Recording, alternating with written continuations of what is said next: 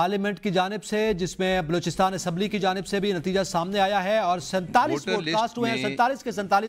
بلوچستان کے جو اراکین اسمبلی ہیں، ووٹر لسٹ کے مطابق 62 اراکین اسمبلی تھے جو حلف لے چکے تھے، جو اسمبلی کے ممبر تھے، جو ووٹ کاسٹ کرنے کے اہل تھے 62۔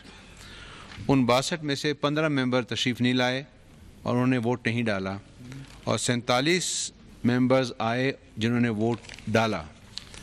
کاؤنٹنگ کرنے کے بعد جو ووٹ کی گنتی سامنے آئی ہے، اس میں جو کینڈیڈیٹ ہیں، 2 ہی کینڈیڈیٹ ہیں، ایک محترم آصف علی زرداری صاحب ہیں اور دوسرے محترم محمود خان چکزئی صاحب ہیں۔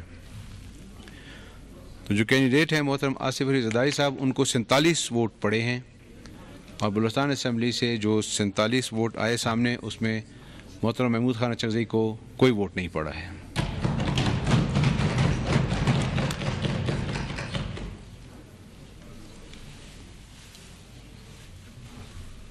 انتخاب کا پہلا نتیجہ بلوچستان سے سامنے آیا ہے، جس میں 47 ووٹ کاسٹ کیے گئے ہیں اور 47 کے 47 ووٹ آصف علی زرداری کو پڑے ہیں۔ محمود چکزئی جو کہ ان کے مد مقابل تھے، ان کو کوئی ووٹ نہیں پڑا ہے۔ اہم خبر سے آپ کو آگاہ کر رہے ہیں، بلوچستان اسمبلی سے صدارتی انتخاب کے حوالے سے پہلا نتیجہ جو ہے وہ موصول ہوا ہے بلوچستان اسمبلی سے، جس میں آصف علی زرداری نے مجموعی طور پر 47 ووٹ حاصل کیے ہیں اور 47 ووٹ ہی کاسٹ کیے گئے تھے۔ محمود خان چکزئی جو کہ ان کے مد مقابل ہیں، ان کو کوئی ووٹ نہیں ملا ہے۔